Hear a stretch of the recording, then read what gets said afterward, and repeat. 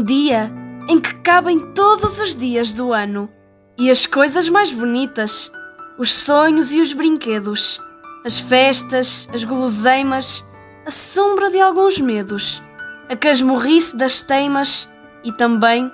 com fartura, o afeto e o carinho com que se faz a ternura para mostrar ao mundo que a guerra é uma loucura